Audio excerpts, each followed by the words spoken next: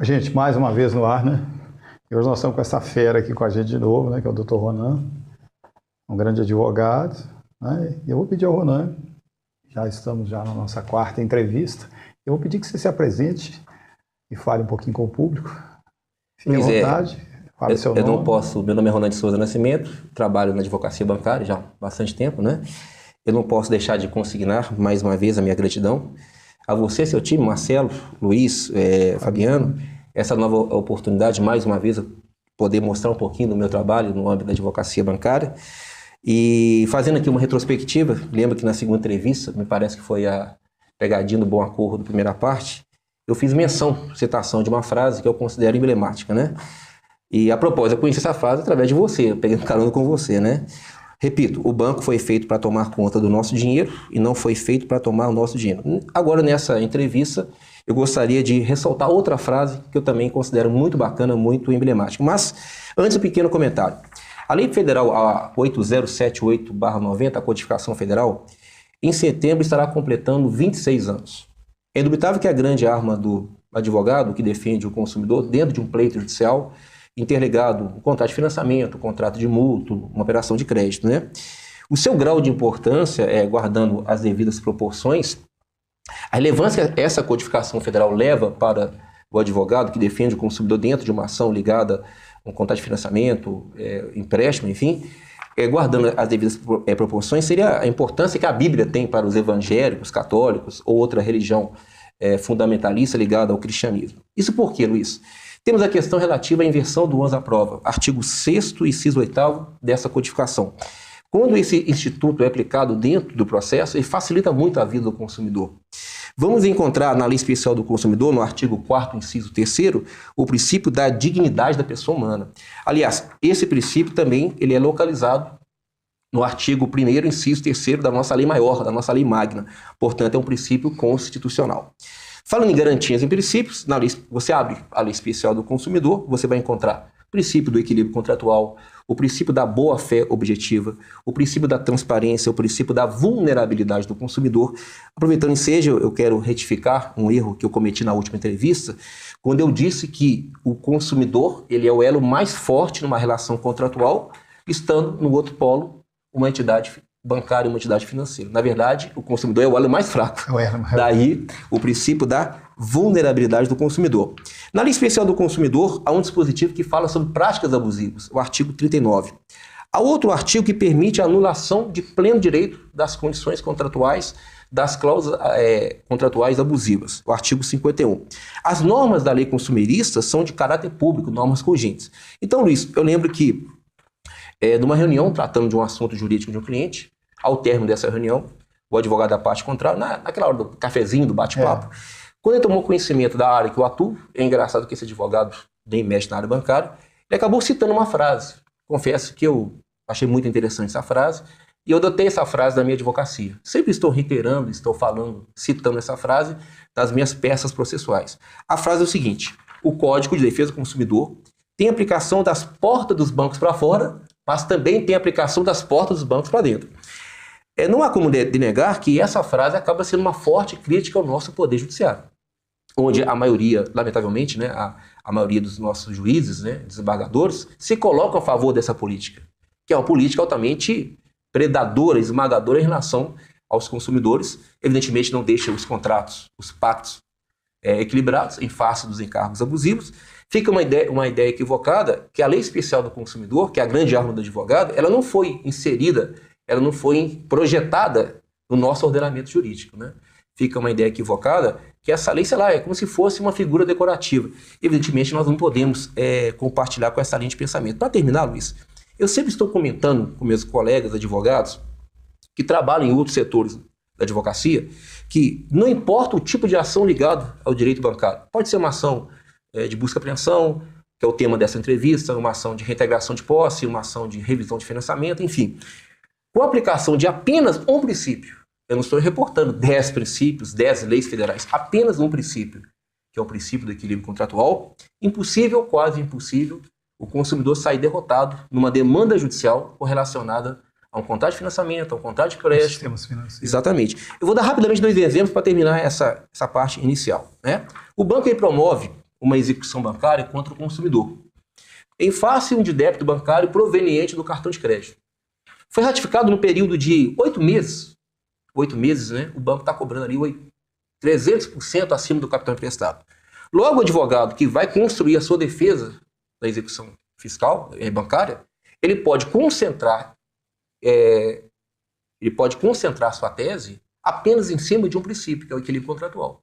Com a adequação desse princípio, um único princípio, já será suficiente para apontar o excesso de execução, consequentemente, a nulidade da execução pela quebra do princípio do equilíbrio contratual. Entendi. Outro exemplo.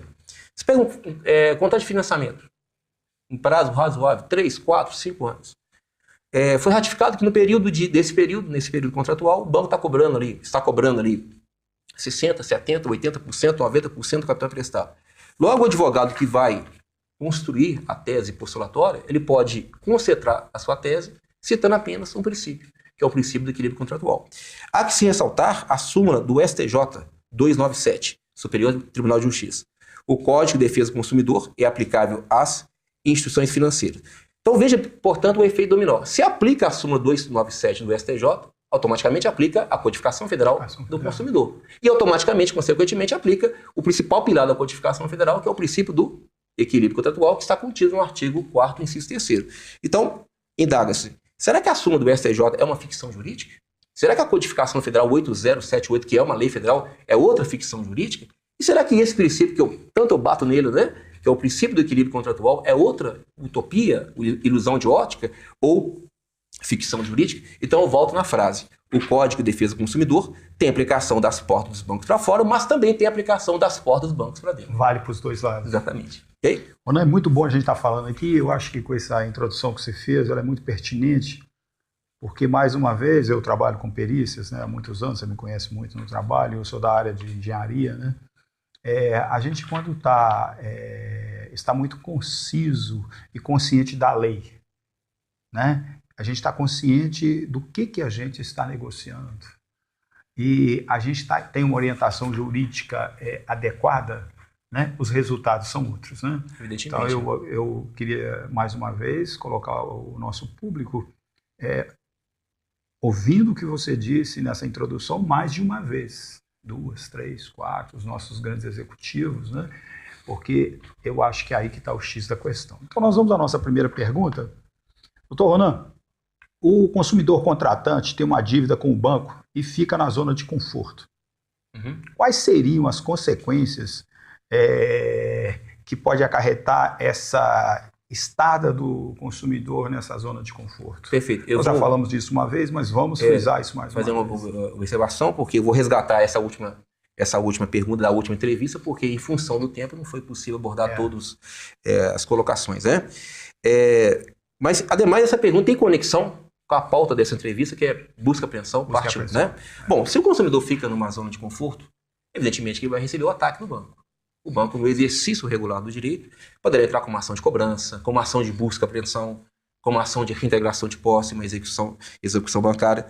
Ressaltamos que, na ação de busca-apreensão ou na ação de reintegração de posse, se o objeto da ação não for localizado, tanto a ação de busca-apreensão ou a ação de reintegração de posse, essa ação ela é convertida no processo de execução bancária, correto? Entendi. É o artigo 4º do Decreto 911, redação dada pela Lei Federal 13.043/2014.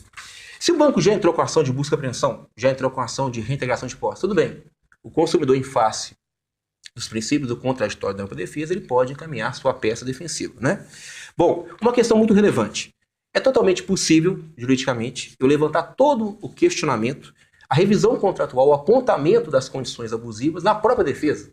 Entendi. Ou seja, na defesa da ação de busca-apreensão. Já faz isso já na primeira peça sua de defesa do Exatamente, cliente. Na defesa da ação de revisão, de busca-apreensão, na defesa da ação de reintegração de posse, na defesa da execução bancária, enfim. Né? Em face, Luiz, de um importante dispositivo da Lei Especial do Consumidor, a 8078, que é o artigo 51, que reza que as cláusulas abusivas, incompatíveis com a boa-fé, as cláusulas que ameaçam o equilíbrio contratual, etc., serão nulas de pleno direito. Veja bem, se o juiz de primeiro grau ele aplica no ato sentencial o artigo 51, ou o tribunal no acordo, que é um termo técnico, né, que é a decisão do colegiado, também aplica o artigo 51, haverá anulação das cláusulas abusivas. Anulando as cláusulas abusivas, evidentemente, vai caminha para um equilíbrio já. Vai refletir no valor que está sendo cobrado na ação de cobrança, na ação de execução bancária, na ação de busca e apreensão, enfim, né? Bom, mas eu particularmente eu vejo o seguinte, a melhor política, a melhor estratégia é o seguinte, eu vou contestar a ação de busca e apreensão, mas simultaneamente eu vou entrar com uma ação de revisão de contrato. Ou seja, eu vou debater a revisão contratual, o apontamento das condições abusivas através de uma ação pertinente em território próprio. E concomitantemente, né? Então haverá uma ação judicial do banco contra o consumidor e uma ação do consumidor contra o banco. Dois processos em conexão que devem ser julgados simultaneamente para evitar decisões inconciliáveis. Isso faz alguma diferença para o consumidor? É algo positivo para o consumidor? Evidentemente que sim.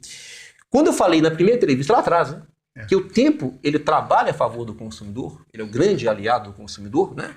Veja bem, eu contesto a ação de busca e apreensão, mas entro com uma ação de revisão de contrato, outro tipo de ação, poderia ser uma ação anulatória de cláusulas abusivas, né? Com base no artigo 51. Consequentemente, essa ação que eu entrei, a revisionar outro tipo de ação, ela vai suspender a tramitação da ação de busca e apreensão. Entendi. Por consecutário, a ação de busca e apreensão vai consumir mais tempo na justiça. Consequentemente, aumenta a viabilidade de fechar um ótimo acordo com o banco. Importante ressaltar, Luiz, está terminando, tá? Que eu falo demais, né? Pode falar, fica à vontade. O fator liquidez. Você lembra do nosso amigo Joaquim da segunda entrevista? Pegadinho do bom acordo, primeira parte? Chega o departamento de cobrança. Joaquim, o banco está oferecendo para você um acordo. R$50 mil para dar quitação do seu contrato. Joaquim responde. Eu entrei com a ação de revisão de contrato, estou consignando o valor incontroverso. Segundo a orientação do meu advogado, o valor incontroverso não é 50 mil, é 200 mil. Acontece que eu tenho 200 mil reais daqui 3 a 4 anos. Em face desse fator liquidez, o banco prefere receber 50 mil reais agora, ao invés de receber 200 mil reais daqui 3 anos, a 4 anos. Portanto, o fator liquidez, ou seja, liquidação antecipada da dívida, ela tem um peso muito grande no processo de negociação com o banco. Vê se eu posso te falar isso. Então, se a pessoa for proativa, né, ela estiver agindo em função do processo dela, ela, ao invés de ficar na zona de conforto, ela tomar as atitudes, ela vai ter essa benesse para ela, né? Exatamente, porque sempre eu volto a repetir, poucas pessoas buscam a intervenção da justiça. Aquelas pessoas que estão buscando têm esses benefícios. Fator liquidez, a questão de você pagar a dívida, enfim, né? Esse é o roteiro, né? Sem dúvida. Podemos passar para a segunda? Né? Doutor Ronan, o Brasil ele vem passando o seu ordenamento jurídico por várias transformações, né? E a gente achou por bem estar tratando dessa pergunta aqui agora. Na década de 60, né, já entrando já no regime militar, os bancos foram contemplados pela política bancária. Qual que seria a sua visão disso, sem a gente ter que aprofundar demais nisso? Qual que é a sua visão? Não há como denegar que é inquestionável que na década de 60 os bancos foram muito agraciados, foram muito contemplados pela política bancária. Eu posso apontar com muita tranquilidade duas regalias, duas prerrogativas. Sendo que uma prerrogativa já dura 52 anos, ou seja, meio século mais 2 anos. Estou me reportando da Lei Federal 4.595/64, a lei que criou o CMN, Conselho Monetário Nacional, que de forma absurda, através dessa lei, os bancos não ficam vinculados à lei de usura, que é um atentado ao princípio da isonomia e da igualdade, que está na superfície do artigo 5º da nossa Carta Magna. Se tem isonomia, tinha que estar... Exatamente. Veja bem, importante fazer um comentário sobre a lei de usura. Porque se o juiz, porque essa lei de usura ela poderá ser usada como fortíssimo argumento na defesa de uma ação de busca e apreensão ou na defesa de uma ação de integração de posse. Se o juiz singular, o tribunal, ele aplica a lei de usura, que é o decreto 22.626/33, já tem 83 anos, simplesmente o Poder Judiciário ele consegue quebrar, anular, ele consegue aniquilar o processo de busca e apreensão. Ocorre que esse é o entendimento da justiça, dos tribunais, jurisprudências, né, que os bancos não ficam vinculados à lei de usura, que é um atentado ao princípio da isonomia. Uhum. Todos são iguais perante a lei. Está no artigo 5º da nossa Carta Magna, no caput, né? Será? Eu fico vinculado à lei de usura, o Marcelo que está filmando fica vinculado à lei de usura, você fica vinculado à lei de usura, fica enquadrado na lei de usura, mas não em relação aos bancos, né? Veja bem, em relação à lei de usura, fazendo uma conexão com o processo de busca e apreensão, que é o tema dessa entrevista, né? A lei de usura condena a 83 anos juros capitalizados, correto? Então o banco ele entra com uma ação de busca e apreensão ou com uma ação de reintegração de posse, com base no contrato bancário onde há incidência dos juros capitalizados. E esse contrato que alimenta o processo de busca e apreensão ou processo de reintegração de posse, ele não está sintonizado, está ferindo, maculando a lei de usura. Deveria, em face do artigo 11, deveria ser anulado. O banco ele entra, a lei de usura condena juros remuneratórios acima de 12% ao ano. Mesmo pensamento. O banco ele entra com uma ação de busca e apreensão ou uma ação de reintegração de posse, com base no contrato onde os juros ultrapassam a 12% ao ano. Então, esse contrato que está alimentando o processo de busca e apreensão ou o processo de reintegração de posse não está sintonizado, está maculando a lei de usura. Entendi. Esse contrato deveria ser anulado. Então, você veja como é uma coisa... Mais uma vez, a gente passando para a próxima pergunta, eu vou colocar isso mais uma vez. A importância de uma boa assessoria jurídica, né, doutor? Agora, só para terminar essa pergunta, que a resposta é extensa, por que os bancos não ficam sujeitos à lei de usura? Se em face dessa lei federal, 4.595/64, que nasceu no regime militar, ou seja, uma lei antiga, retrógrada, uma obsoleta, e que está situada, localizada, abaixo da nossa Carta Magna, da nossa lei maior. Portanto, podemos enxergar outra violação de outro princípio, que é o princípio da hierarquia das leis. Luiz, uma lei estadual ou um artigo de uma lei estadual, uma lei municipal ou artigo de uma lei municipal, uma lei federal ou um artigo de uma lei federal, um artigo de uma MP, enfim, uma lei, seja ela federal, estadual, municipal, não poderá entrar em rota de colisão, ou então um artigo de uma lei estadual, federal, sei lá, não poderá entrar em rota de colisão com um determinado garantia, determinado princípio ou artigo da nossa lei maior. Quando isso acontece, esse artigo ele é considerado inconstitucional. Ou essa lei é considerada inconstitucional. Né? Portanto, veja bem, nasce uma lei federal, a 4.595, no regime militar, retirando a subordinação dos bancos da lei de usura. Ou seja, os bancos não ficam atrelados, não ficam vinculados à lei de usura. 24 anos depois, nasce no nosso ordenamento jurídico, é introduzido no nosso sistema jurídico, a lei maior, estabelecida na superfície do artigo 5º, o princípio da igualdade. Então, na minha concepção, também de alguns juristas, desembargadores, juízes, eu vou tomar a liberdade de mencionar alguns expoentes do nosso Tribunal de Justiça, né? Como do desembargador Antônio Bispo, desembargadora Io Teixeira, desembargador Eupídio Donizete, desembargador Antônio Luiz Bacheco, pensa da mesma forma, que essa lei 4.595, que nasceu no regime militar, ela perdeu totalmente sua eficácia jurídica em face do princípio da igualdade que está localizado no artigo 5º da nossa Carta Magna. Portanto, eu volto a repisar. A lei de usura, ela poderá ser usada como um forte argumento na defesa de uma ação de busca e apreensão ou uma ação de reintegração de posse. Eu volto a repisar. Se o juiz ou o tribunal aplica a lei de usura, você derruba o processo de busca e apreensão. Você derruba, elimina a ação de busca e apreensão ou a ação de reintegração de posse. Ok? Ok. Ronan, adiantando mais um pouquinho aqui, então você falou de duas prerrogativas nossas, né? Você citou essa lei que vem lá da época do regime militar. 4.595. Exatamente. Então eu queria que você falasse um pouquinho agora, tá? O que para você, o decreto 91.169, tá certo? Sim, tá?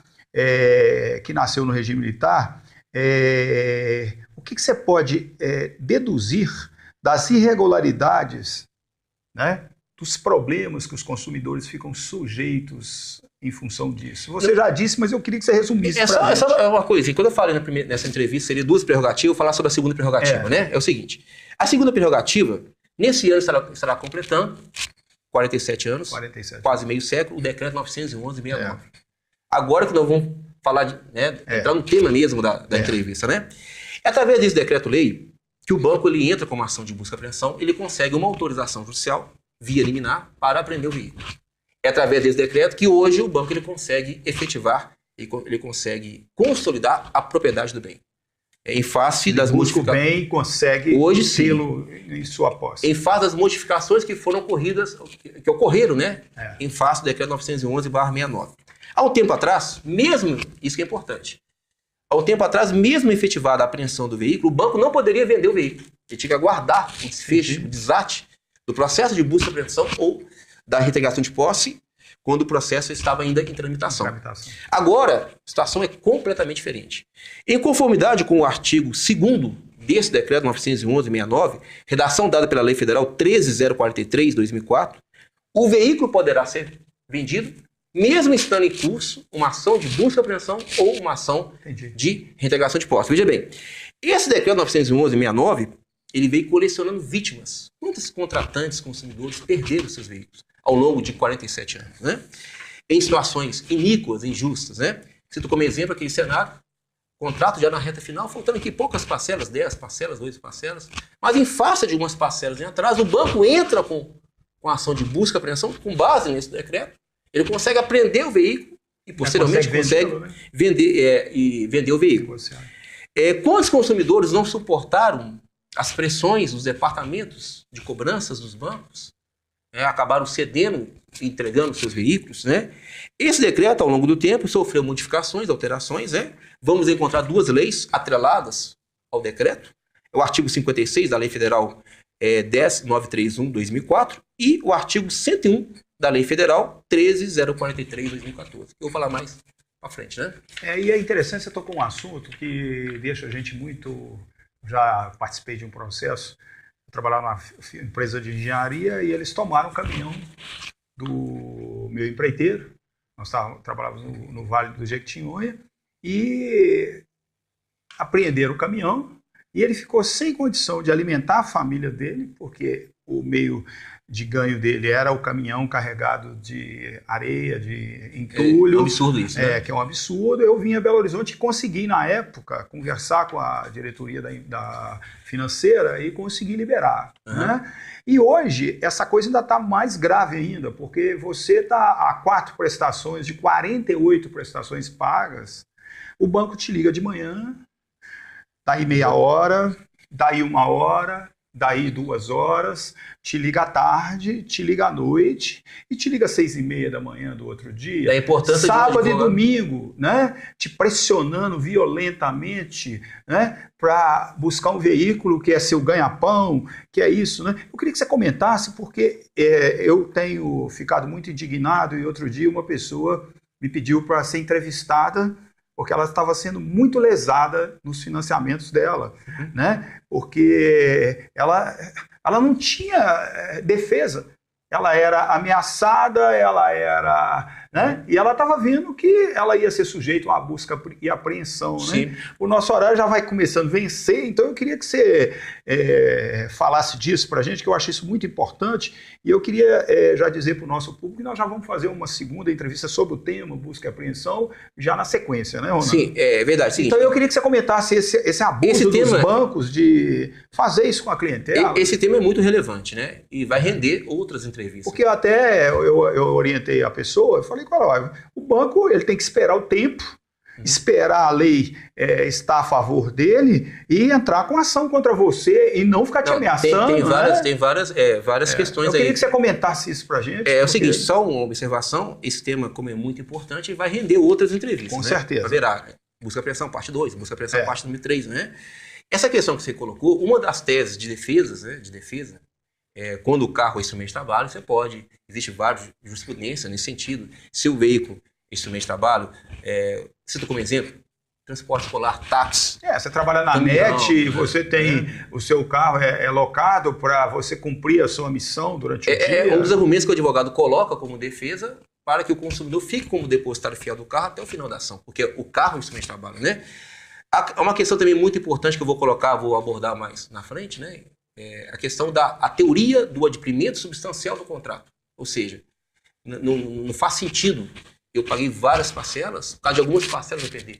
Eu vou responder com uma ação de cobrança, eu vou responder com uma execução, mas não com a busca e apreensão. E se o veículo ele é uma ferramenta de trabalho, é um instrumento de trabalho, não faz sentido isso.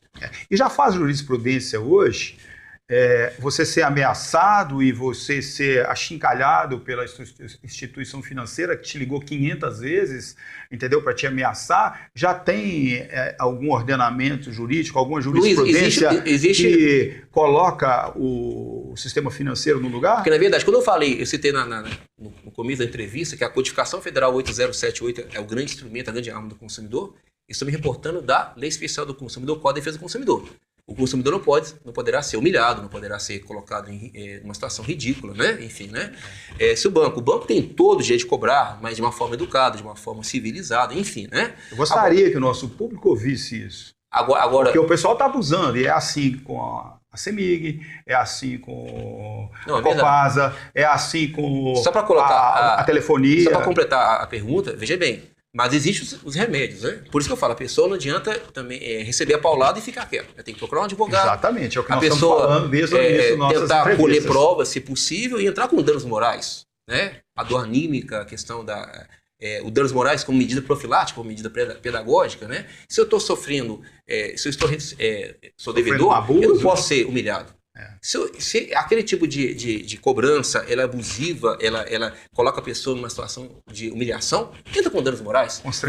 Você contra-ataca a outra parte. Esse é o remédio correto, né? Sim. É o correto? Esse é o caminho certo, né? Então, Ronan, nós temos que fechar agora. Nós já vamos pro ar logo com uma segunda nesse tema, né? Eu queria que você fizesse seu fechamento, tá? Deixasse uma mensagem final para os nossos consumidores, para os nossos clientes, inclusive para o pessoal das instituições financeiras que nos assistem. Eu só queria completar essa pergunta, só Pode. para terminar, porque como na verdade essa entrevista vai ter complemento da segunda, terceira e quarta, eu só queria colocar mais uma entrevista para a gente começar a outra sequência, né? É o seguinte, como esse decreto 911, ele nasceu no regime militar, indaga-se, houve alguma aberração jurídica? Então vou terminar a sua participação colocando apenas uma aberração jurídica. Eu consigo, Luiz, visualizar duas aberrações jurídicas, né? Sendo que uma já foi abolida, já foi extinta, a outra nem tanto, né? Bom, vou falar primeiro daquela que já foi extinta, já foi abolida. No passado, olha, isso é muito importante. Até aproveitando a sua indignação aí, você vai ficar muito mais indignado. No passado não distante, os advogados que defendiam os consumidores dentro dos processos sob a regência do decreto 911, em determinadas situações, quando os juízes determinavam as prisões dos contratantes, os advogados tinham que impetrar habeas corpus, HC. Eu me lembro, Luiz, determinado processo, também de busca e apreensão, decreto 911-69, o juiz proferiu uma decisão interlocutória, veja a gravidade, onde deu um prazo de 5 dias para purgar a mora, ou seja, é o termo técnico para pagar a dívida. Ou efetivar a entrega do veículo.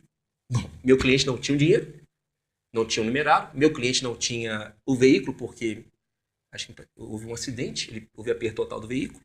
Portanto, o meu cliente estava na iminência de ser preso. Eu ingressei, na época, com um recurso denominado, qualificado como agravo de instrumento, junto ao Tribunal de Justiça. Naquela época, Tribunal de Alçada, hoje Tribunal de Justiça.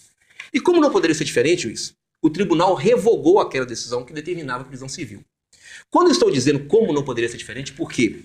Não há que se falar em prisão civil em relação ao débito contratual. Há um pacote de argumentos, de fundamentos jurídicos, né? Cito como exemplo, o Brasil é signatário do Pacto de São José da Costa Rica, que é um tratado, uma convenção internacional, onde não é cabível prisão civil decorrente de débito contratual. Vale ressaltar a súmula 25 do STF, do Supremo, né? É ilícita a prisão civil do depositário infiel, qualquer que seja a modalidade de contrato. Todavia, cabe enfatizar, isso eu quero chegar, mesmo diante dessa questão jurídica, que já encontra-se bem pré-determinada, definida, superada, ou seja, não há que se falar prisão civil em relação a débito contratual, né? Infelizmente, há de se lamentar que algumas pessoas, não são todas a lógica, alguns cobradores, algumas pessoas que trabalham nos departamentos de cobrança do banco, continuam batendo nessa tecla, insistindo na metodologia da coação, da pressão, da ameaça do terrorismo. Ou, se o senhor não pagar essa dívida, ou não entregar o veículo, o senhor vai ser preso. Então, você imagina, logicamente, que isso aí é uma aberração. Isso é coação, intimida, né? terrorismo, Coação, big lie, grande mentira, enfim. Você imagina um consumidor totalmente leigo em relação aos assuntos jurídicos, né? Já são complexos, né? Ao receber esse tipo de ameaça, evidentemente que ele vai acabar cedendo e, consequentemente, ele vai acabar entregando o seu veículo em face de um argumento totalmente desprovido de veracidade. Aproveitando o ensejo para terminar a nossa entrevista, há outro tipo de ameaça que também não tem nenhuma consistência jurídica, né? Olha, se o senhor não pagar a dívida e não entregar seu veículo, aquela sua casa, a sua casa residencial, vai para a praça pública, o senhor vai perder a casa. Bom, eu posso ficar devendo no banco R$1 milhão, né? Se eu tenho apenas um imóvel, esse imóvel é considerado como bem de família. Existe uma lei que rege isso, né? Que é a Lei 8.009, portanto, dispõe sobre a impenhorabilidade do bem de família, né? Todavia, lógico, há exceções. Se eu tenho 2 casas, uma casa poderá ser penhorada. Se eu tenho apenas um imóvel e eu coloco esse imóvel como a própria garantia da dívida, evidentemente que há outra situação jurídica. Ou então outras situações jurídicas como inadimplemento de pensão alimentícia, é diferente. Ou a questão de inadimplemento de alguns impostos, né? Então, assim, qual que é a mensagem que eu quero passar para o consumidor? Se o consumidor está na iminência de entregar seu veículo para o banco, não cai nessa cilada. Procure um advogado, de preferência, um advogado especialista, que ele vai dar todas as dicas, né, todas as orientações, no sentido de evitar que ele, consumidor, caia nesse tipo de cilada, de aberração que já foi extinta há muito tempo, ok? Legal, obrigado, doutor. Eu queria deixar uma mensagem, para o nosso público, tá? Busque bons advogados, busque boas consultorias. O Brasil está passando por um momento muito interessante. Nós estamos lavando a nossa roupa suja da nossa casa, porque nós estamos começando a buscar o entendimento, né, e o uso adequado da lei. Um beijo no coração de todos. Está faltando o Dr. Ronan deixar o seu telefone no ar. Perfeitamente. Para terminar, Luiz, volta a reiterar, né, que essa entrevista, busca apreensão, é um tema muito extenso, né? Nós vamos trabalhando. Haverá a busca apreensão número 2, número 3, nunca vai ter a busca apreensão parte final, porque poderá muito grande, modificar a lei, novas mudanças na lei, enfim, né?